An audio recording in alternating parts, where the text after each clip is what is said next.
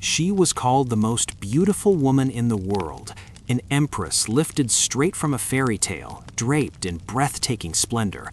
Every gesture, every step she took was watched and judged by an entire empire that was simultaneously enchanted and merciless. Yet behind those towering palaces and diamond-encrusted crowns lived a woman desperate to disappear, a restless soul concealed behind veils and walls, quietly aching for freedom. At just 15 years old, Elisabeth of Austria, beloved as Sisi, was thrust into marriage with a man she had never once laid eyes on. She entered a world suffocating with rigid tradition and impossible expectations, tormented by a domineering mother-in-law who demanded nothing less than total surrender. She pushed back, she rattled the gilded bars of her cage, but every act of defiance carried a cost. Whispered scandals through palace corridors, rumors of forbidden affairs, and dark murmurs about a child of uncertain parentage.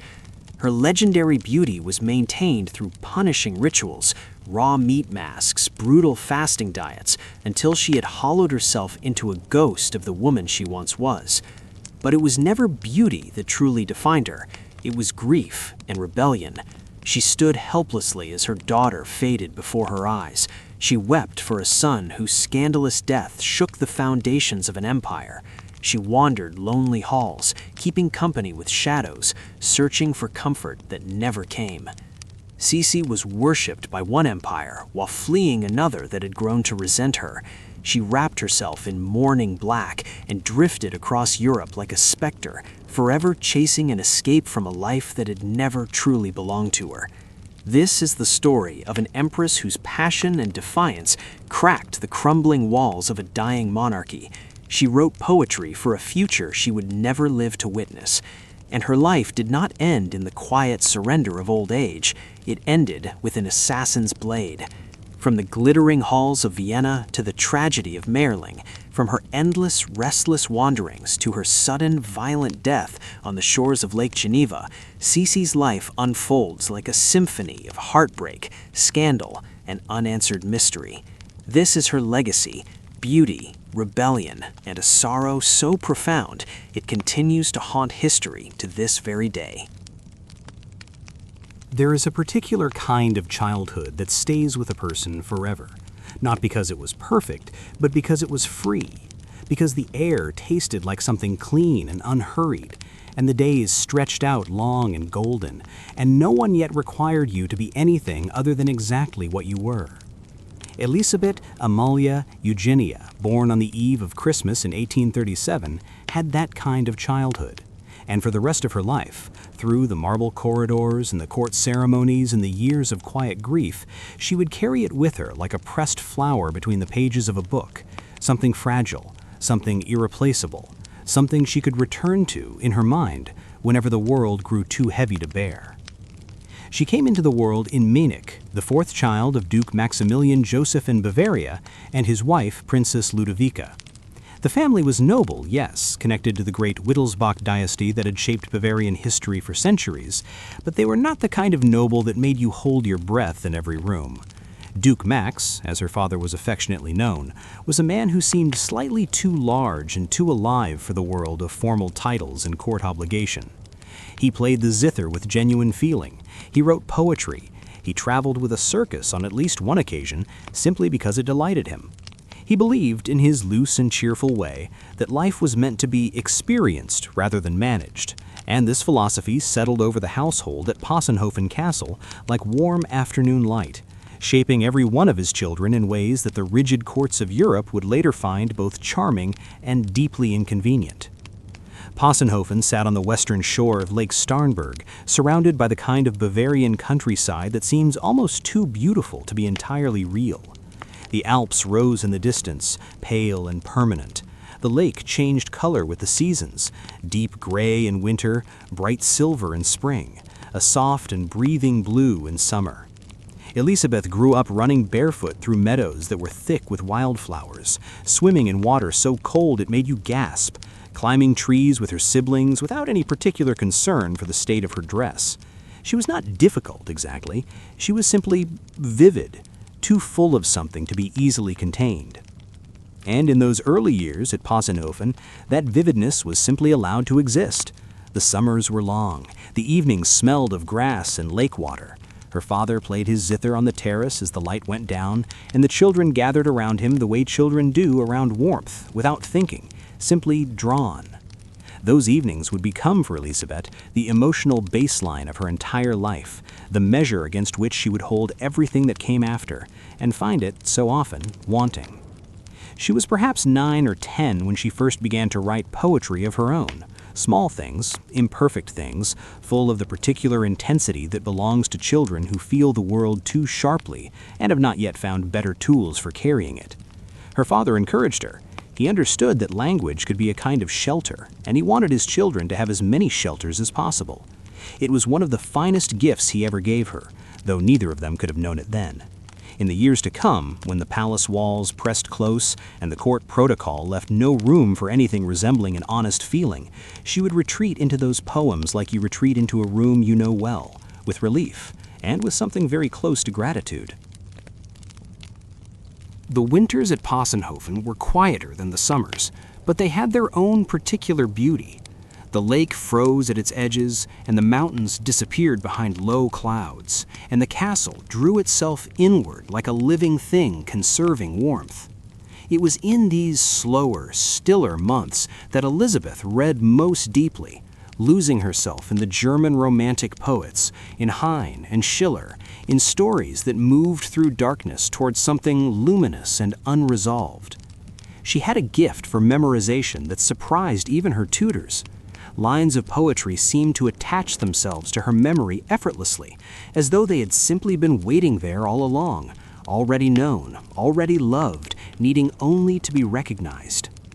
Her formal education was, by the standards of the time, relatively unremarkable. She studied languages, French, which was the common tongue of European courts, and later Hungarian, which she would come to love with a devotion bordering on spiritual. She learned music and drawing, the standard accomplishments expected of a girl of her station, but she was not, in any traditional sense, a diligent student. Her attention moved where her heart moved, and her heart moved toward beauty, toward anything that carried feeling, toward anything that seemed to pulse with actual life. Mathematics left her cold. Court etiquette, which was introduced early, left her restless and faintly incredulous, as though she could not quite believe that anyone had decided this was the most important use of a human afternoon. What she loved above almost everything was horses. This was not the polite and decorative relationship with horses that well-born girls were expected to cultivate, a gentle trot through manicured grounds, a graceful posture in the saddle, a pretty picture for admiring onlookers. Elisabeth rode the way her father lived, with total commitment, with genuine abandon, as though the animal beneath her and the wind around her and the ground rushing past were all part of a single conversation that required her full and undivided self. She fell from horses, got back on, fell again, and seemed to find in each recovery something that felt like knowledge. Her body learned confidence through riding that no drawing room could ever have taught her. And that confidence, physical, wordless, particular, would become one of the few things she carried with her intact into the life that was coming. Because something was always coming, even if she did not yet know its shape. The family traveled, as wealthy Bavarian families did, between their various residences. Munich in winter, with its grand boulevards and opera houses, and the particular energy of a city that took culture seriously. Possenhofen in summer, with its lake and its freedom and its long, slow days, and occasionally excursions to other corners of Bavaria, to markets and festivals, and the kinds of informal gatherings that Duke Max preferred to formal court occasions. Elisabeth absorbed all of it. She was the kind of child who watched people carefully, who noticed the expression on a servant's face as well as a nobleman's, who found the human content of every situation more interesting than its social architecture. This would serve her later in complex and unexpected ways. She would become, as Empress, someone who was capable of extraordinary empathy, who could sit with a wounded soldier or a grieving mother and make that person feel genuinely and completely seen. But it would also cost her, because empathy at that depth, without the protection of distance, leaves marks. She was perhaps 12 or 13 when she began to understand, in the vague and peripheral way that children understand things that are still too large for them, that her life would eventually move away from Possenhofen. She watched her older sister Helen being prepared for something, the careful attention to accomplishments, the subtle shift in her mother's manner when certain names were mentioned, the way the future seemed to gather itself around Helene like weather around a mountaintop. Elisabeth observed all of this from a comfortable distance. It had nothing to do with her. She was the younger sister, the wild one, the one who forgot to sit straight and wrote poems in her lesson books and came home from riding with grass stains on her dress. Whatever future was being arranged in the quiet conversations between her mother and the wider world of European nobility, it was surely being arranged for someone more suitable, more prepared, more finished than she was. She was not wrong to think this. She was simply unaware, as we all are, of how quickly the ground can shift beneath a life that feels entirely settled. How one afternoon, one introduction, one glance across a summer room can quietly dismantle every assumption you have ever made about the direction your days were heading. But that afternoon had not yet arrived, and in the generous, unhurried time that remained before it did, Elisabeth was simply a girl by a lake in Bavaria, running through meadows that smelled of wildflowers and rain, carrying a freedom she did not yet know she would spend the rest of her life trying to find again. The water was blue, the mountains were white, her father's music drifted out across the garden in the evenings, soft and wandering, and the world beyond Possenhofen felt very far away indeed. And for now, just for now, it was. There are moments in a life that divide everything cleanly into before and after. Moments so precise, so unexpected, that you can return to them years later and see exactly where the path forked, exactly where one version of your life quietly stepped aside to make room for another. For Elisabeth, that moment arrived in the summer of 1853, in the pretty resort town of Bad Ischl, on a warm August afternoon that had begun with absolutely no indication that it intended to change anything at all. She was 15 years old, not quite 16, still more girl than woman, still carrying Possenhofen in her movements, that particular looseness, that ease, that sense of someone who had never yet been required to hold herself carefully in every room. She had not been the one her mother was preparing for this trip. That careful preparation had been directed, as it had been for years, toward her older sister, Helene, composed, accomplished, appropriate Helene, who had been quietly groomed for precisely this kind of occasion. The occasion in question was a meeting with Emperor Franz Joseph of Austria, who at 23 was already one of the most powerful rulers in Europe, and who was expected, after this visit, to announce his engagement. Their mother, Ludovica, had worked toward this moment with the focused energy of a woman who understood that a good marriage in the world she inhabited was not merely romantic, it was strategic, significant, and in some cases, civilization-shaping. Helene was her candidate. Helene was ready. And Elisabeth, who had been brought along simply because it would have been strange to leave her behind, arrived at Bad Ischl as an afterthought, a younger sister, background, someone to fill the edges of the picture while the important events arranged themselves in the center. History, of course, had other ideas. Franz Joseph arrived at Bad Ischl carrying the particular gravity of a young man who had inherited an empire at the age of 18 and had spent the 5 years since learning what that weight actually felt like when distributed across every waking hour. He was not unhappy exactly.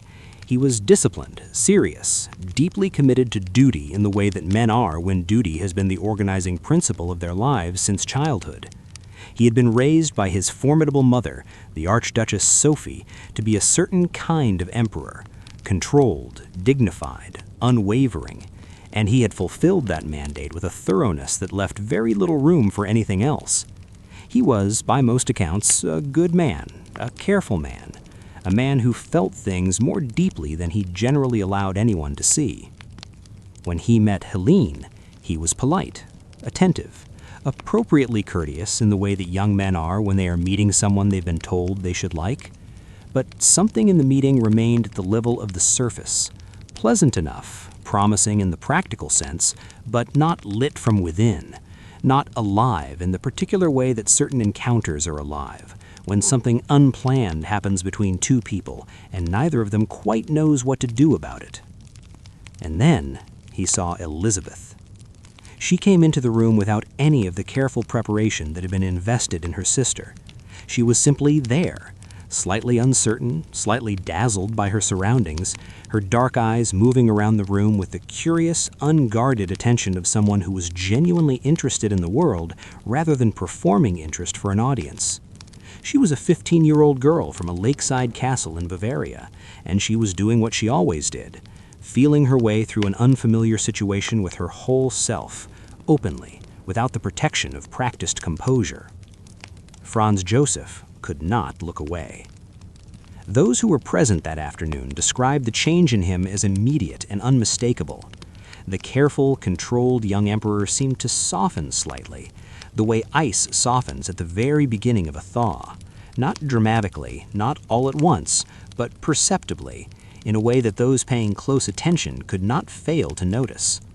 He sought out her company, he spoke with her at length. He found reasons to extend the evening, to delay the endings of conversations, to remain in the same room with this unexpected, unpolished, utterly captivating girl who seemed to have no idea whatsoever of the effect she was producing. Within days, he had made his decision. It was not Helene he wished to marry. It was Elisabeth. The news moved through the family like a stone dropped into still water, spreading outward in ripples of shock, adjustment, and rapid recalculation. Ludovica, who had invested years of careful preparation in the wrong daughter, found herself managing a situation that had rewritten itself entirely without her permission. Helene, to her eternal credit, received the news with a dignity that must have cost her considerably. And Elisabeth, young, bewildered, flattered, frightened, standing at the center of a storm she had not seen coming and did not yet fully understand, said yes.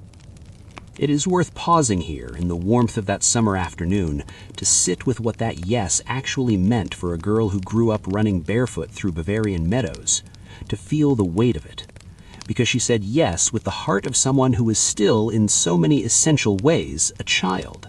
Someone who understood romance in the language of poetry and lake water and her father's evening music, not in the language of imperial protocol and political alliance, and the particular loneliness of a life lived entirely in public. She said yes to an emperor. She did not yet know that she was also saying yes to his mother, to his court, to a city that would regard her simultaneously as an ornament and an obligation, to a role that would require her to become, in many fundamental ways, someone she never had been and never wished to be. But the summer was warm, and he looked at her the way no one had ever looked at her before. And she was 15 years old, and the world felt in that gilded and golden moment, full of nothing but possibility. The engagement moved quickly, the way things move when empires are involved and decisions have been made by people with very little patience for the ordinary pace of human feeling. Letters were written, arrangements confirmed, announcements prepared. And in the midst of all this efficient machinery of royal betrothal, Elisabeth stood quietly at the center of a life that was reorganizing itself around her at a speed she could neither slow nor fully comprehend. She wrote poems in her notebook that no one read. She rode her horse through the Bavarian countryside in the early mornings before the day's obligations assembled themselves, and tried to memorize the feeling of wind and freedom and open ground. Perhaps some part of her already understood, in the wordless way that the body sometimes understands things before the mind catches up, that these mornings were numbered now, that the open ground was narrowing, slowly and beautifully and irrevocably, into something much more managed and much more still. The formal betrothal ceremony took place in August, and Elisabeth received it with the gracious, slightly dazed composure of someone navigating an experience that felt simultaneously thrilling and deeply surreal.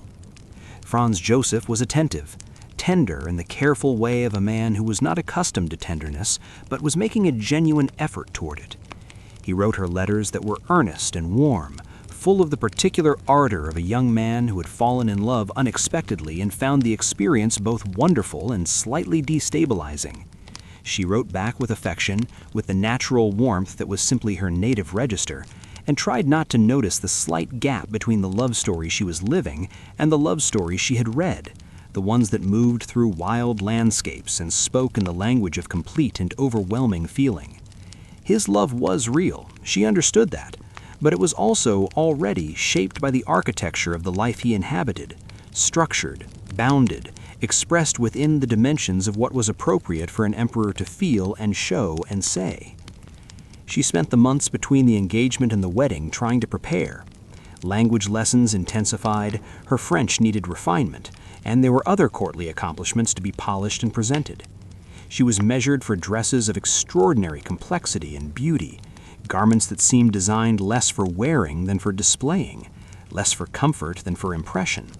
She sat for portraits that captured her dark eyes and her extraordinary hair, but somehow missed the quality that made her actually herself, that particular aliveness, that sense of someone perpetually on the verge of running somewhere. The portraits were beautiful. They were also, in some essential way, already slightly wrong, already showing the world not the girl from Possenhofen, but the future Empress of Austria, which was a different creature entirely, shaped by different requirements and different light. Her mother accompanied her through these preparations with practical efficiency and occasional flashes of something softer, a hand on her shoulder, a quiet word in the evening, the particular tenderness of a woman who understood that her daughter was walking towards something large and irrevocable and could not be shielded from any part of it. Ludovica had her own complicated history with the gap between the life you imagine and the life you actually inhabit, and though she said nothing of this directly, it was not the kind of thing that was said directly in that world at that time. Elisabeth felt it. She absorbed it the way she absorbed everything, through the skin, through the quality of a silence, through the specific weight of a moment that contained more feeling than its surface revealed. Duke Max, her father, said his goodbyes in his own way. He played his zither one last evening on the terrace at Possenhofen as the lake caught the last of the light and the mountains went dark against the sky. Elisabeth sat beside him and listened, and something in that evening, the music and the water and the particular blue of the fading sky, arranged itself in her memory with the precision of things we know, even as they happen, that we will carry forever. She did not cry. She was not yet a person who cried easily in front of others, but she held the evening inside her very carefully, the way you hold something you were afraid of breaking. And when she finally rose and went inside, she paused at the door and looked back at the lake one more time. The water was perfectly still. The music had stopped, and the silence that followed was so complete, so soft, so full of everything that was ending, that it felt almost like a benediction. The wedding took place on the 24th of April, 1854, in Vienna. Elisabeth was 16 years old. She arrived in the city by boat along the Danube, and the reception she received was unlike anything she had ever experienced or could have adequately imagined. The riverbanks were lined with thousands of people who had come simply to see her, this young Bavarian duchess who had somehow, improbably, captured the heart of their emperor. They cheered with a warmth and a volume that was overwhelming, that pressed against her from all sides, like weather, like something physical. She stood on the deck of the boat in a dress that had taken weeks to construct, her dark hair dressed elaborately, her expression composed with an effort that those closest to her could detect, and she smiled at the crowd with a smile that was real, genuinely real, because she was moved, because she was human, because thousands of people cheering your name is a thing that moves you whether you are ready for it or not, but that was also already, in some small and significant way, the beginning of a performance, the beginning of the long and exhausting work of being, in public, what was required. The formal betrothal ceremony itself held at the Augustinian church, and it lasted for hours, with the elaborate ritual precision that the Habsburg court brought to every significant occasion. Elisabeth stood through it all, the mass, the vows, the blessings, the processions, in her silver wedding gown, in her diamond crown, in the beautiful and suffocating costume of her new life. Franz Joseph beside her was steady and proud, his love for her visible in every quiet glance. And she She was present, genuinely present, moved and overwhelmed and holding tightly to the center of herself while the ceremony washed around her like a tide. But somewhere in those long and glittering hours, a thought moved through her, quiet, unbidden, impossible to dismiss entirely, a thought that had no language yet, no clear shape, but was present nonetheless, like a distant sound you cannot quite identify. She was no longer free. She was loved, she was celebrated, she was standing inside one of the most magnificent ceremonies the 19th century could produce, draped in diamonds and surrounded by history. But somewhere beneath all of that magnificence, beneath the music and the candlelight and the gathered splendor of the Habsburg Empire, a girl from a lakeside castle in Bavaria was standing very still and very quietly, feeling the walls of a gilded and beautiful cage close gently, permanently around her. And the lake at Possenhofen felt so far away. There is a particular kind of loneliness that exists only inside abundance. A loneliness that has no obvious justification, no simple name, no easy cure, because everything around you insists that you should be happy, that you have been given more than most people could ever dream of, that gratitude should fill every corner of your days and leave no room for anything else. Elisabeth arrived in Vienna as one of the most admired women in Europe, draped in the love of an emperor and the adoration of an entire city, and proceeded to discover, quietly and without anyone to tell, that abundance and freedom are not the same thing, that a cage, however beautifully constructed, however lovingly intended, is still a cage, and that the spirit, once it is known open ground, does not easily forget what it feels like to run. The Habsburg Palace was magnificent in the way that only centuries of accumulated power and wealth can produce, a magnificence that was less decorative than atmospheric, that pressed itself into the air of every room and corridor and made you feel, constantly and inescapably, the weight of history settling on your shoulders. It was not an unkind place. It was simply a place that had been organized over generations around the performance of empire, and that had very little structural room for anything as inconvenient as personal feeling. The days were ordered with a precision that left almost nothing to chance. Morning audiences, afternoon engagements, evening functions, the endless ceremonial machinery of a court that understood itself to be one of the great centers of the civilized world and behaved accordingly, at all times, without exception. For Elisabeth, who had grown up in a household where the days moved at the gentle pace of weather and inclination, the adjustment was not merely difficult, it was, in a deep and cellular way, painful.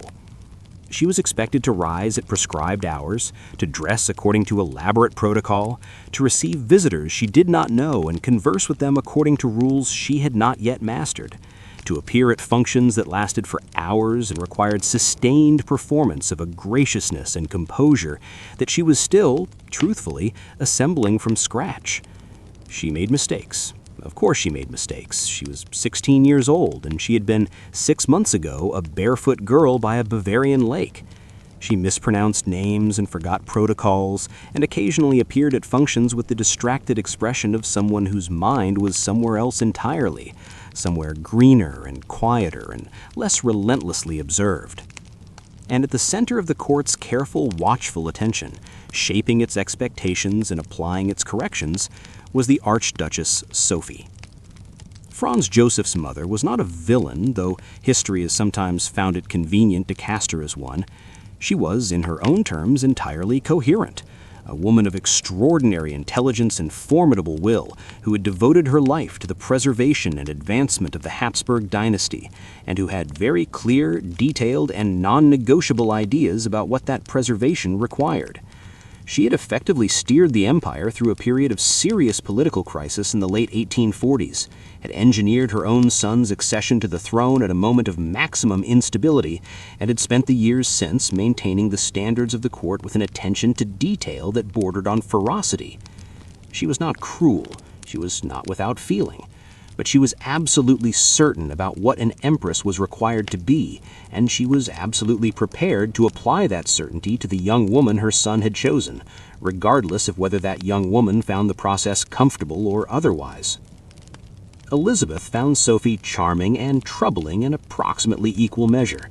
She recognized the girl's beauty and her genuine warmth, acknowledged the depth of Franz Joseph's feeling for her, and proceeded to set about the work of transformation with the brisk efficiency of someone who considered sentiment a secondary concern.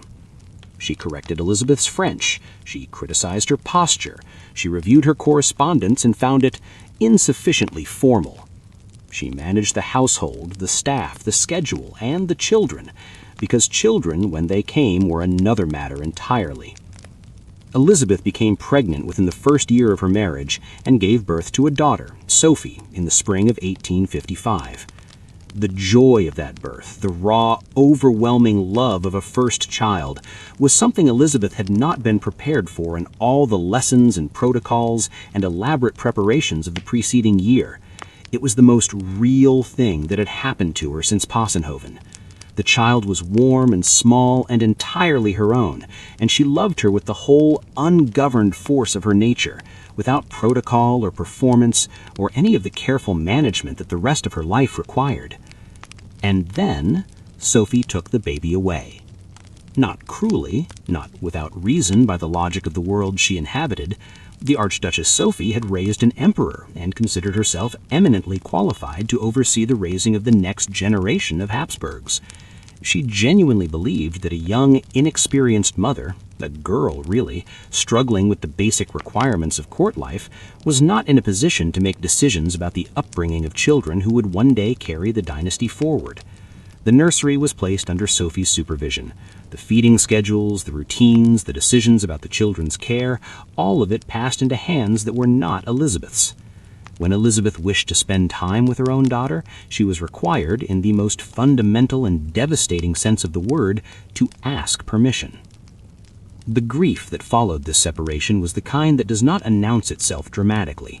It moved through Elisabeth quietly, like water moving through stone, slowly, persistently, reshaping things from the inside in ways that were not immediately visible, but that were over time profound and permanent. She said nothing publicly. She had not yet developed the language for this particular pain, or found the audience that might receive it. She wrote in her notebook in the evenings, in the private hours when the court's attention shifted elsewhere, and what she wrote in those pages was not the polished verse of a woman in control of her craft, but the raw, reaching language of someone trying to find words large enough for a grief that kept exceeding them. A second daughter, Gisela, was born the following year and was removed to Sophie's nursery just as the first had been. And Elisabeth, standing at the edge of a life that was simultaneously everything the world told her she should want and almost nothing that she actually needed, began to do the one thing that would define her for the rest of her days. She began, quietly and with great determination, to disappear. Disappearing, for Elisabeth, did not happen all at once. It was not a single dramatic departure, not a door slammed or a declaration made. It was subtler than that, and in some ways more devastating. A gradual withdrawal of the self from the spaces where the self was not welcome, a slow and careful retreat into the only territories that remained entirely her own. Her body, her poetry, her horses, and eventually, inevitably, the road itself, the long, restless, never quite satisfied movement from one place to the next that would become the defining rhythm of her adult life. But in those early years at the Hofburg, the disappearing was mostly internal. She had not yet acquired the freedom or the authority to simply leave, and so she retreated instead into herself, constructing an interior world that was richer and more spacious than the one the court offered her. She read voraciously, poetry above all, but also philosophy, history, the literature of other countries and other centuries, anything that suggested that human experience was larger and more varied than the narrow corridor of her current days. She wrote with increasing seriousness, filling notebook after notebook with verse that grew stronger and stranger as the years passed, that moved from the romantic longings of a young girl toward something darker and more searching, something that pressed against the limits of what polite society considered appropriate feeling for an empress to express. She also began, with quiet ferocity, to control her body. This was not vanity, or not only vanity, though the court and later history would often reduce it to that. It was something more complicated and more desperate, the exercise of will in the only domain where will was fully permitted to her. The court governed her time, her schedule, her correspondence, her children, her public appearance, the expression on her face in every public room. But her body was hers, and she managed it with the focused intensity of someone who has identified the last remaining territory of genuine autonomy and intends to defend it completely. She ate sparingly, sometimes alarmingly so, surviving for days on broth and orange juice, and the particular satisfaction of a hunger that proved, at least, that she was still in charge of something. She exercised for hours each day, gymnastics, walking, riding, building a physical discipline that impressed and occasionally alarmed those around her. She maintained her famous waist, which at its narrowest measured barely 49 centimeters, with a dedication that went far beyond fashion and deep into something that looked to later eyes very much like the management of an unbearable situation through the language of the body. Her hair was another territory, another form of sovereignty. It was extraordinarily long and thick, dark chestnut in color, falling past her waist when released, and its daily care had become one of the elaborate rituals of her existence. Her hairdresser spent hours each morning arranging it, and Elisabeth counted every strand that came away in the brush, recording the number in a kind of daily audit of loss. It was a strange practice, and those who observed it found it hard to explain, but there was something in it. Something about the careful, obsessive attention to a single beautiful thing that she could claim entirely as her own, that made a kind of emotional sense if you understood the context in which it had developed. Franz Joseph watched all of this with a love that was genuine and a comprehension that was limited. He was not an insensitive man, but he was a man whose entire formation had been directed toward duty in structure and the suppression of personal need in service of larger obligation. He could see that Elisabeth was unhappy.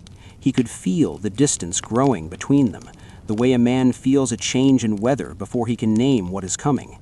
But he did not have the tools to reach her across that distance, and he was not entirely sure, in his most honest moments, that he understood what she needed, or whether the life he inhabited was capable of providing it. He loved her. He gave her gifts, wrote her tender letters, sought her company with a consistency that never entirely wavered, even as she became more elusive. But love, in this case, was not sufficient, because what Elisabeth needed was not more love. She needed more air. It was her health that first provided a legitimate opening for escape. In 1856, just 2 years into the marriage, Elisabeth began to show signs of what was described at the time as a chest complaint, a persistent cough, a fragility, a pallor that concerned the court physicians enough to recommend a change of air. Whether the illness was primarily physical, or whether it expressed, in the vocabulary available to 19th century medicine, something more accurately described as the somatic consequences of profound unhappiness, is a question that historians have debated ever since. What is clear is that Elisabeth was suffering, that her body was registering the conditions of her life in ways that were impossible to ignore, and the prescription, travel, warmer air, distance from Vienna, was received by the young empress with a relief so transparent it told its own story. She was sent to Madeira in the autumn of 1860. It was her first real separation from the court, her first extended experience of being somewhere else than where duty placed her, and its effect on her was immediate and transformative. The island sat in the Atlantic like a jewel, warm and lush and impossibly green, surrounded by water that changed color with the light, smelling of flowers and salt, and something that had no precise name, but that felt remarkably like freedom. She walked for hours along cliff-top paths. She breathed air that tasted of the ocean. She slept without the anxiety that had become her nightly companion in Vienna, and woke to mornings that belonged entirely to herself, that made no demands, that required nothing of her but simple presence. Her health improved almost immediately. Of course it did. She was away from the Hofburg. She was away from Sophie's watchful corrections and the court's relentless observation, and the daily requirement to perform a version of herself that bore only partial resemblance to the person she actually was. She wrote from Madeira with a warmth and energy that her letters from Vienna had lacked entirely, describing the landscape with the sensory precision of someone who was genuinely, fully alive for years. The flowers, the light, the feeling of the wind coming off the water in the evenings, small things, ordinary things, rendered extraordinary by the simple fact of being freely experienced rather than managed and observed. She returned to Vienna in the spring, restored in body if not entirely in spirit, and the court received her return with the particular mixture of relief and wariness that would come to characterize their relationship with her for the rest of her life. She was well. She was present. She had come back. But something had shifted, subtly and permanently, in the architecture of her relationship with the life she had been handed. She had tasted the alternative now. She knew what the air tasted like outside the cage. And knowing that, carrying that knowledge in her body, in her breathing, in the specific quality of her restlessness, made the cage upon her return feel smaller than it ever had before. She was 23 years old. She had been married for 6 years. She had 2 daughters she was not fully permitted to raise, a husband she loved but could not quite reach, and a court that required her presence without particularly valuing her personhood. And somewhere beneath the discipline and the poetry and the carefully maintained beauty, beneath the performance of composure that she carried through every public hour, the girl from Possenhofen was still there, still running, still searching, still pressing her hands against the walls of every room she entered, and looking, always looking, for the door. There is a kind of person who cannot be still, not because they are careless or uncommitted or incapable of depth, but because stillness, for them, is not rest. It is suffocation. It is the particular anguish of a nature that requires movement the way lungs require air, that withers in confinement, not dramatically, but slowly, the way a plant withers when you move it too far from the light. Elisabeth was that kind of person. And as the years of her marriage accumulated, as the court's expectations pressed more insistently against the edges of herself, as the gap between the life she was living and the life she was capable of feeling widened into something she could no longer bridge with poetry alone, she did the only thing that made sense to the deepest part of her nature. She began to move. The travel that had started as a medical prescription became, over time, a way of life, a philosophy almost. She moved through Europe with an increasing frequency and a decreasing concern for what her absences said to the court, to the public, to the husband who waited for her in Vienna with a patience that was both admirable and faintly heartbreaking. She traveled to Corfu, to England, to Ireland, to the Swiss mountains and the Hungarian plains and the warm coasts of the Mediterranean. She traveled under assumed names when she could manage it, checking into hotels as the Countess von Hohenems, a fiction that fooled almost no one, but that gave her, at least, the psychological comfort of a self that was not entirely public property. She carried her notebooks and her poetry and the minimum of attendance that protocol would permit, and she moved through the world with the particular quality of attention that belongs to people who have learned to find their truest life in motion rather than in any fixed place. But of all the places she traveled, one claimed her in a way the others never quite did. One landscape, one people, one culture reached into her and found something that Vienna had never touched, that the Hofburg had never known was there. Hungary received Elisabeth not as a difficult empress who kept disappearing, but as a kindred spirit.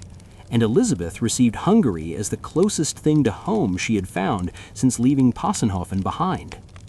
The Hungarian people were, in the middle of the 19th century, a nation living under a particular and deeply felt grievance. The Habsburg Empire had suppressed the Hungarian Revolution of 1848 with considerable force, and the relationship between Vienna and Budapest had been tense, complicated, and painful in the years since. The Hungarians were proud, fiercely, constitutionally proud, with the particular intensity of a people who have had their pride threatened and have responded by holding it more tightly than before. They valued independence, passion, horsemanship, poetry, music. They were suspicious of Vienna's formality and contemptuous of its condescension, and they found in the young Empress who had been sent among them with the diplomatic ambitions of the Habsburg court something they had not expected to find at all.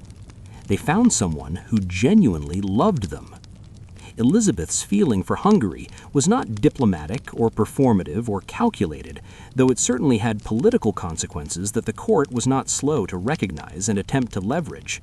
It was something more fundamental than strategy, a recognition, almost visceral, of a people whose nature resonated with her own. She responded to their directness, their emotional honesty, their refusal to disappear behind the kind of managed, ceremonial surface that the Viennese court demanded of everyone within its walls. She learned Hungarian with a dedication she had never brought to any formal study, not because she was required to, not because it was politically advantageous, but because she wanted to speak to these people in their own language, to meet them in the place where they actually lived rather than in the translated, mediated space of formal exchange. Her Hungarian, by all accounts, became genuinely fluent, beautiful even, spoken with an accent that her Hungarian friends found charming, and that ordinary Hungarians, hearing their Empress address them in their own tongue, received with a warmth that bordered on devotion. She rode with Hungarian horsemen on the Great Plain, the Puszta, that vast, flat, windswept landscape that was nothing like the alpine world she had grown up in, but that moved her in a similar way, with its sense of immensity, its suggestion of a world that extended beyond the horizon into something uncontained and free. She wore Hungarian dress, learned Hungarian songs, immersed herself in the history and literature of a people whose story she found both beautiful and heartbreaking in the particular way of stories about proud nations navigating impossible circumstances.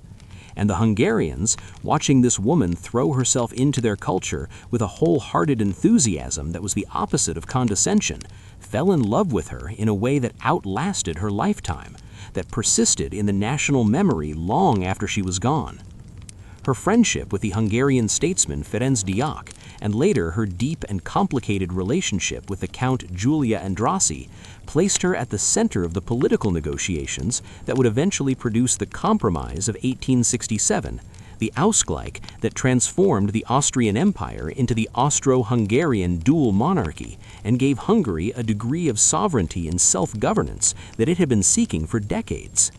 Elisabeth's role in these negotiations was not formal. She had no official political position and would not have been granted one, but it was real and it was significant. She used her access to Franz Joseph, her influence on a man who loved her and knew it, to advocate consistently and passionately for the Hungarian cause. She pressed for compromise. She pushed back against the rigid centralism of the Viennese court. And she made herself, in her quiet and persistent way, something the political histories of the time were not entirely equipped to name: a woman without portfolio who nonetheless helped shape the architecture of an empire. The compromise was celebrated in Budapest in June of 1867 with a coronation ceremony of extraordinary beauty and emotion. Franz Joseph and Elisabeth were crowned King and Queen of Hungary in the Matthias Church, and the city received them with a joy that was genuine and overwhelming. Elisabeth, who had spent 13 years feeling like a foreign object inside the court she inhabited, stood in Budapest and felt something she had almost stopped believing in. She felt, briefly and completely, at home. The coronation in Budapest was one of the few moments in Elisabeth's adult life that seemed to offer everything simultaneously: beauty, meaning, genuine connection, and the particular satisfaction of having worked towards something real and seen it come to fruition. She stood in the Matthias Church in a magnificent gown of white and silver, the Hungarian crown above her, the city's love pressing through the walls like warmth through stone, And for those hours, she was not the difficult empress, not the disappearing wife, not the woman who counted hairs in a brush and wrote poems no one was permitted to read. She was simply, completely herself, and herself, in that moment, was enough. But moments, however luminous, do not hold. They pass the way all things pass, gradually, then suddenly, leaving behind them a quality of absence that is shaped exactly like the joy that preceded it. Elisabeth returned from Budapest carrying the memory of that coronation like a lamp she was trying to keep lit in a wind that never entirely stopped blowing. The court in Vienna received her return with its customary mixture of relief and reservation. Franz Joseph was glad to have her back. Sophie, whose influence had begun to wane as Elisabeth grew stronger and more certain of herself, observed her daughter-in-law's increasing independence with the complicated feelings of a woman who had always believed she knew best and was beginning, reluctantly, to encounter evidence that complicated that belief. And then, in the same year as the coronation, something happened that softened everything, that briefly returned Elisabeth to a version of her life that felt genuinely inhabited rather than merely endured. She gave birth in April of 1868 to her fourth child and second son. He was named Rudolf, and from the first moment she held him, Elisabeth loved him with a fierceness and a specificity that was different from what she had felt for her other children. Not deeper, necessarily, but more desperate, more entangled with her own history and her own longing for something that could not be taken from her. Rudolf was a sensitive child, observant and quick, with his mother's darkness and his father's discipline warring quietly inside him from his earliest years. Elisabeth fought for him with a persistence she had not managed to sustain for her daughters, fought against the court's instinct to remove him entirely from her influence, fought for the right to be present in his upbringing in a way that was more than ceremonial. She did not win every battle. The Habsburg machinery of heir formation was formidable and well practiced, and Rudolf was, after all, the crown prince, the future of the dynasty, which meant that his education and his character were considered too important to be left entirely to the preferences of a mother the court had long since categorized as unreliable. But she won some of it. She was present in her early years in a way she had not been permitted to be for Sophie and Gisela. She talked with him, read with him, told him about the world outside the palace walls with the particular passion of someone who had made that world her sanctuary. It was not enough to save him, but that knowledge belonged to the future, and the future had not yet arrived. In the meantime, Elisabeth moved. She always moved. The late 1860s and the early 70s were years of almost constant travel, a restless circuit of the places that gave her something the Hofburg could not, each stay long enough to settle into, but never quite long enough to become another kind of confinement. She returned to Hungary often, drawn back by the landscape and the people and the uncomplicated warmth of being genuinely wanted somewhere. She traveled to England and Ireland, drawn by the hunting, the extraordinary, almost reckless cross-country riding that had become one of her most passionate pursuits and that gave her body the sensation of pure speed and freedom that it craved with an intensity that nothing else quite satisfied. Her riding in England became legendary. She hunted with a courage that alarmed her hosts and silenced her critics, taking fences and ditches that experienced riders approached with caution, sitting her horse with a grace and authority that made even those predisposed to dismiss her acknowledge that they were watching something remarkable. She fell, occasionally, and got back on with the matter-of-fact composure of someone for whom the fall was simply part of the conversation. She pushed her body to its limits in the saddle, the way she pushed it in her daily gymnastics, with the focused, almost punitive energy of someone who had identified physical extremity as the closest available approximation of actual freedom. She also, during these years, began to withdraw more completely from the ceremonial obligations of her imperial role. She attended fewer functions, she received fewer visitors, she disappeared for longer periods and returned looking rested in the way that people look rested when they have been, however temporarily, genuinely themselves. Franz Joseph accepted these absences with a resignation that had deepened over the years into something that looked almost like understanding, or at least like the particular accommodation of a man who has recognized that the person he loves requires conditions he cannot provide, and has made a kind of peace with that recognition, imperfect and painful as it was. Their marriage had become, by this point, something that defied easy description. It was not the love story it had begun as, that first bright flush of Franz Joseph's unexpected devotion, that summer in Bad Ischl when everything had felt possible. But it was nothing either. It was something rarer and stranger, a bond between two people who had grown in their very different ways around each other, who understood each other at a depth that did not require constant proximity, who were capable of genuine tenderness in the spaces where their orbits briefly overlapped. Franz Joseph never stopped loving her. Elisabeth never stopped caring for him in her complicated, elusive way. But the marriage lived, in its mature form, mostly in letters, in the warm, honest, sometimes aching correspondence they maintained across the distances she placed between them, in the particular intimacy of words exchanged by people who find it easier to be truthful on paper than in the same room. She was in her late 30s now, moving through the world with the particular quality of a woman who has stopped pretending.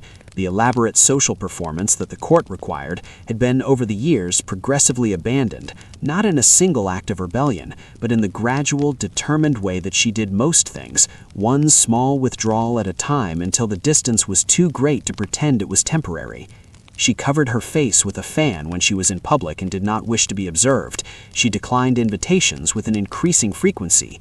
She wore her hair simpler now, less elaborately dressed, as though even that daily ritual of construction had become one performance too many. She was beautiful still, startlingly so, in a way that seemed to intensify rather than diminish with age, but she wore her beauty differently now. Less as an offering, more as simply a fact about herself, no more or less significant than any other fact. And she was, beneath all of it, beginning to be tired.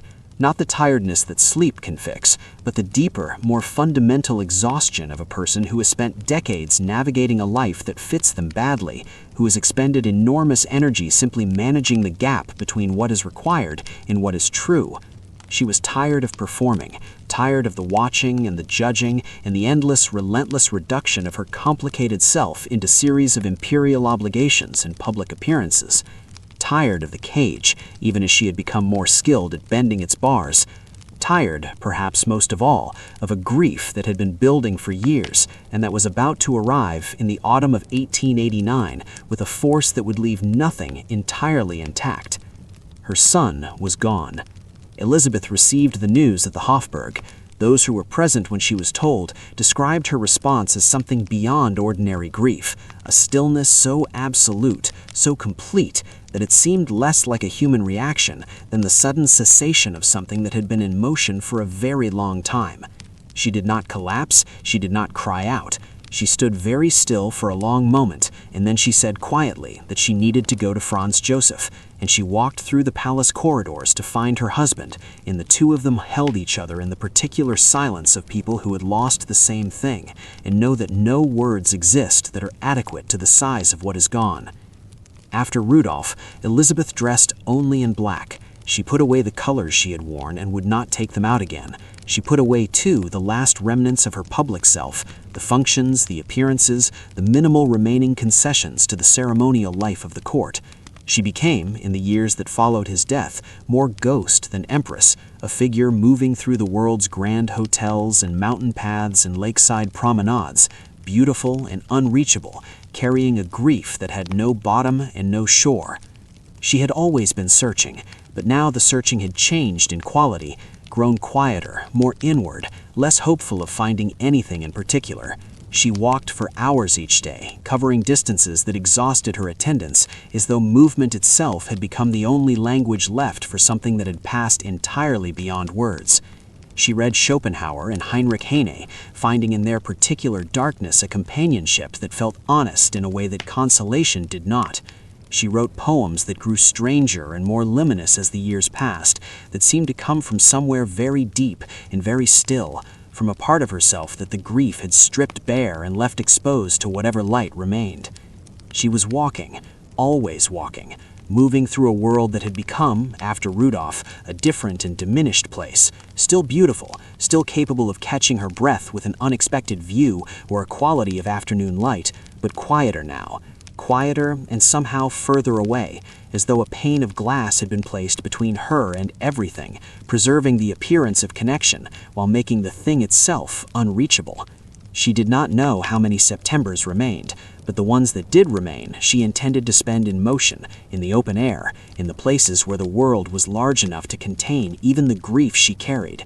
And so she moved, and the seasons moved with her, and the years passed in the particular way they pass for people who are no longer entirely anchored to any single place or any single version of themselves.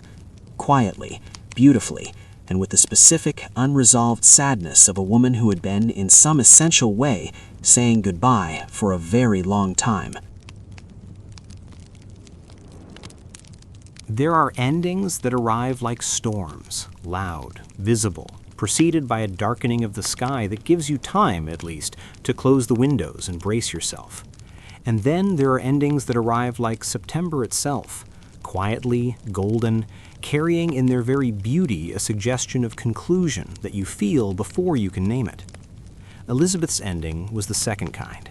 It came on an ordinary morning, on a lake shore that smelled of late summer and cool water, in a city that had no particular significance in the geography of her restless life. It came without warning and without drama, in the way that the most final things sometimes do, as though the universe, having watched this woman spend her entire life in motion, had decided that the only way to stop her was gently, suddenly, before she had time to run. But we are not yet at that morning. There is still a little time. There is still the long, quiet, black-draped decade of the 1890s to move through, those years after Rudolf, when Elisabeth became something that defied easy categorization, something the court had no protocol for and the public could not quite interpret. She was the Empress, yes, technically, formally, in all the ways that the machinery of empire required. She fulfilled, when absolutely necessary, the minimum obligations that her position demanded. She appeared, occasionally, at functions of sufficient significance that her absence would have constituted a statement too loud to be managed. But these appearances were rare now, and brief, and those who saw her in those years described something in her expression that was difficult to name, a quality of being present and absent simultaneously, of looking out from behind her own face as though from a very great distance. She had always been thin. In these years she became almost transparently so, her discipline with food and exercise continuing with a ferocity that alarmed her physicians and seemed, to those who watched her closely, less like vanity than like the continuation of a practice that had long since passed beyond its original purpose and become simply the rhythm of her days, the structure that remained when so much else had dissolved. She walked enormous distances still, 10, 15, 20 miles in a day, across whatever landscape she happened to be passing through, with an energy that was less athletic than compulsive, less joyful than necessary. Walking was thinking. Walking was surviving. Walking was the one conversation she could always have with herself, the one space where the grief and the poetry and the searching could move freely without bumping against the walls of anyone else's expectations. She was in her late 50s now, and the world was changing around her in ways that she observed with the detached curiosity of someone who has already made their peace with not belonging to the present moment. The fin de siècle, that strange electric, anxious turning of a century, was producing a Europe that was noisier and faster and more politically volatile than the one she had been born into. Nationalism was reshaping borders and loyalties. Industrial cities were expanding with a speed that seemed to be outrunning the capacity of ordinary human consciousness to absorb. New ideas were moving through art and philosophy and politics, disrupting the arrangements that had seemed permanent, and producing in their place a heady, unsettling sense of everything being simultaneously possible and precarious. She moved through all of it like a figure from another time, which, in some sense, she was. She had been formed by a world that no longer quite existed, shaped by values and a sensibility that the accelerating century was leaving behind. She did not mourn this particularly. She had never felt entirely contemporary in any era she had inhabited. She had always been, in some essential way, slightly out of phase with her own moment, too feeling for the court, too restless for the domestic, too private for the public role, too complicated for the simple stories that people preferred to tell about empresses and their lives. She went to Terriet, near Montrose, in early September of 1898. It was one of many stops on a journey that had no particular destination, a stay at the Hotel Beau Rivage in Geneva planned as a brief interlude before moving on to wherever the road suggested next. She was traveling with a small retinue, as she always did in these later years, the minimum company that safety and decorum required, accompanied by her lady-in-waiting, Countess Irma Starayi, who had become one of the few people whose presence Elisabeth genuinely valued for its own sake, rather than merely tolerating as a necessary condition of her public existence. Geneva in September was exactly the kind of place Elisabeth had always been drawn to. A city of quiet elegance sitting at the edge of a lake so large it felt almost like a sea, surrounded by mountains that rose cleanly against the sky and gave the air a particular clarity, a particular lightness that she associated with places where it was possible to breathe without effort. She walked along the lake shore in the mornings, watching the light change on the water, and felt something that was not quite happiness. Happiness had become, in these later years, too large and too specific a word for what she was capable of feeling, but that was its quieter, more sustainable cousin. A sense of being, for now, in the right place. A sense of the world being, for this moment, bearable and even beautiful. She visited during her stay the Baroness Julie de Rothschild, a social call of the kind she rarely made anymore, but one that carried a warmth and ease that surprised her pleasantly. She walked through the city's old streets with the particular quality of attention she brought to unfamiliar places, noticing the light on the buildings, the sound of the water, the faces of people going about their ordinary days with the unself-conscious purposefulness of people who know where they belong and have never had reason to question it. She bought violets from a flower seller near the lake, because they were the color of late summer and they smelled like something she could not quite name, but that felt, in the way of certain scents, like a memory of something good. She did not know, walking those streets with her violets and her quiet and her enormous tiredness, that she was in the last days of her life. There was no premonition, or none that she recorded. There was simply the lake and the mountains and the September light, and the particular feeling of a woman who has traveled so far and so long that the traveling itself has become the destination, who no longer moves towards anything specific, but simply moves, because motion is the only home she has ever truly known. And somewhere in that same city, a young man named Luigi Lucchini was moving too, but his movement had a destination. His movement had been building toward this specific time and place with the cold, terrible focus of someone who has decided that history requires an act of violence and has appointed himself its instrument. He was 25 years old, Italian by birth, anarchist by conviction, one of those tragic and dangerous figures that the late 19th century produced in uncomfortable abundance, men whose genuine grievances about poverty and injustice had curdled, in the absence of any constructive outlet, into something murderous and irrational. He had come to Geneva looking for a target. He had originally intended someone else. But Elisabeth, the Empress of Austria, traveling under her thin disguise, her presence in the city an open secret among those who paid attention to such things, had come to his attention. And she would do. She would do. The casual, terrible arithmetic of it. A woman who had spent her entire life struggling to be seen as a person rather than a symbol was going to be killed because of the symbol, because of the crown she never wanted and had spent 40 years trying to escape, because a young man with a sharpened file and a head full of abstractions had decided that an empress represented something worth destroying, without any particular interest in the specific, irreplaceable, exhausted, still-searching human being that happened to wear the title. The morning of September 10th arrived with the particular beauty of late summer days that seemed to concentrate the season's best qualities into a single luminous offering, as though the year knows it is ending and wishes to be remembered well. The lake was calm. The mountains were clear against a sky of that deep autumnal blue that belongs specifically to September, to the turning. Elisabeth rose, dressed simply, breakfasted lightly in the way that she always did, and prepared to board the steamboat that would carry her to Terriet. She was ready earlier than expected. She walked with Countess Starayi along the quay towards the landing stage, moving at her characteristic pace, quick, purposeful, the walk of a woman who had covered more ground on foot than most people cover in a lifetime, and for whom walking was as natural and unconsidered as breathing. She was carrying a small fan. She was wearing a dark dress. Her hair was simply dressed. She looked, to those who noticed her passing, like an elegant older woman in good health, moving with the ease of someone who had somewhere pleasant to go and was in no particular hurry to arrive.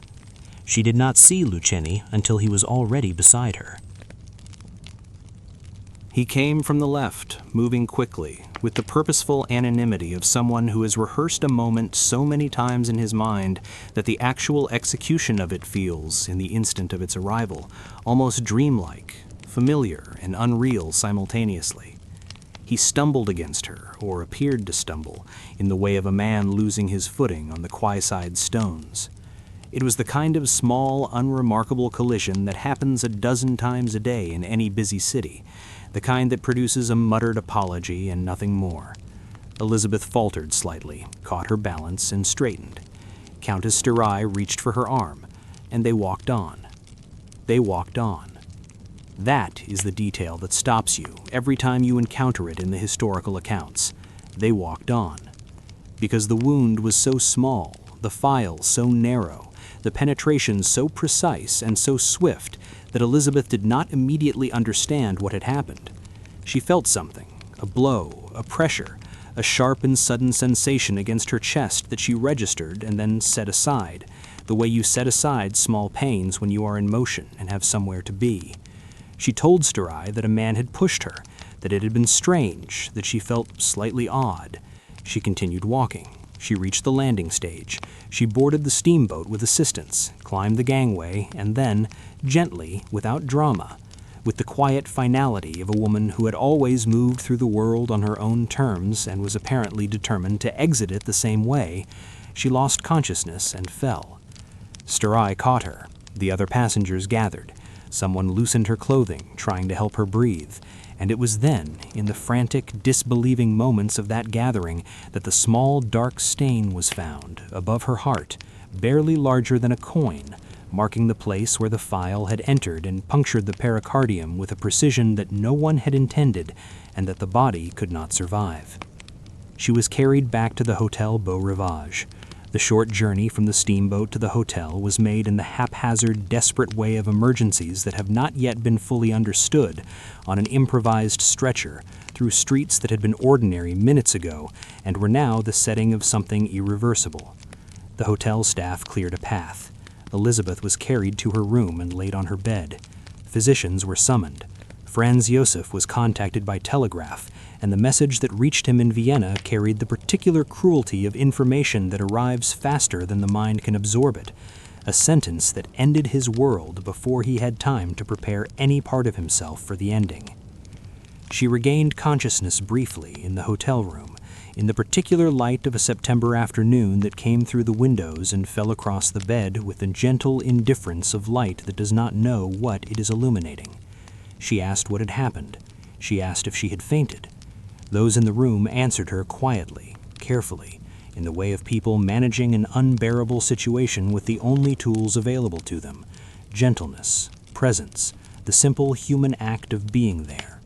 She looked toward the window, toward the light, toward the lake that was just visible beyond the glass, calm and silver in the afternoon sun. And then she was gone. She died at approximately 2:30 in the afternoon on September 10th, 1898. She was 60 years old. The cause of death, as recorded by the physicians who attended her, was cardiac tamponade, bleeding around the heart caused by the puncture of the pericardium, a wound so precisely placed that it had taken nearly an hour to kill her. Luigi Luciani was apprehended within hours, unrepentant, offering explanations that combined genuine ideological conviction with the peculiar grandiosity of a man who had mistaken cruelty for significance. He would spend the rest of his life in a Geneva prison, and history would remember him only in relation to the woman he had killed, which was perhaps the most complete refutation possible of whatever point he imagined he had been making.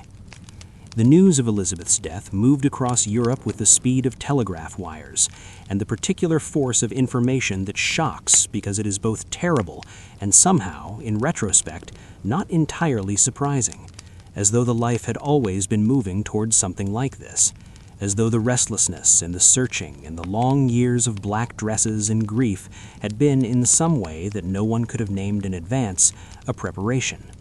Vienna received the news in silence, that then broke into something that surprised even those who had spent years criticizing the Empress for her absences and her unconventionality. People wept in the streets. Franz Joseph, by all accounts, was devastated in the wordless, total way of a man who had lost something he had long since stopped expecting to keep, but had never, in the deepest part of himself, stopped loving. Budapest wept differently, with the specific, personal grief of people who considered someone, in a genuine and non-metaphorical sense, their own. Hungary had always understood Elisabeth better than Vienna had. Hungary had received her as she was, rather than as she was required to be, and what it had found was a woman worth loving on her own terms. The mourning in Budapest was real and deep and would outlast the generation that had known her, passing into the national memory as something more than the loss of a queen, as a loss of a particular kind of friendship between a proud people and the one member of the Habsburg dynasty who had ever truly seen them. She was brought back to Vienna by train, her body carried through the autumn landscape of the empire she had spent so many years fleeing, past the rivers and the forests and the small towns where ordinary people stood beside the tracks as the train passed, not because they had been instructed, but because they felt, in some instinctive and collective way, that this passage deserved being witnessed.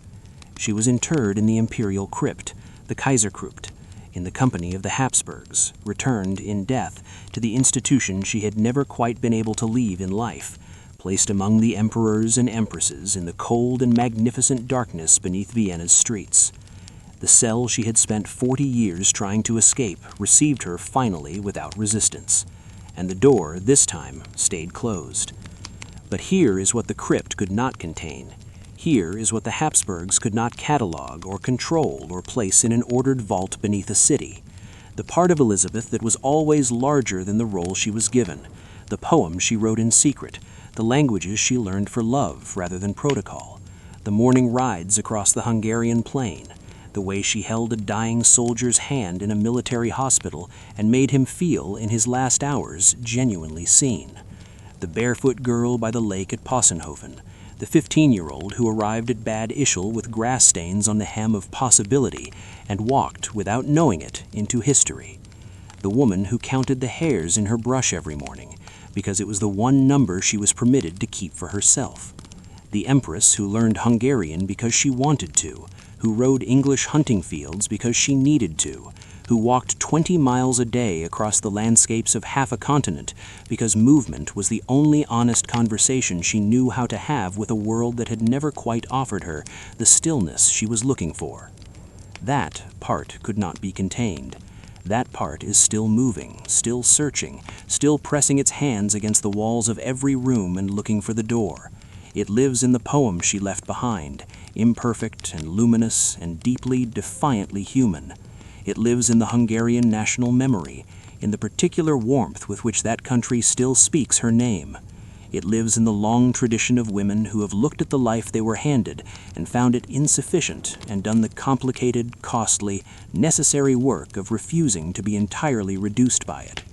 And it lives in the story itself, in the telling of it, in sitting with it, in the willingness to follow one life from its beginning to its ending and find there not a cautionary tale or a romantic tragedy, but something rarer and more true, a human being, flawed and searching and incandescent with feeling, given a crown she never chose, a cage she never accepted, and a grief she never recovered from, and somehow, through all of it, remaining herself, remaining curious, remaining alive to beauty in even the longest and darkest stretches of her days.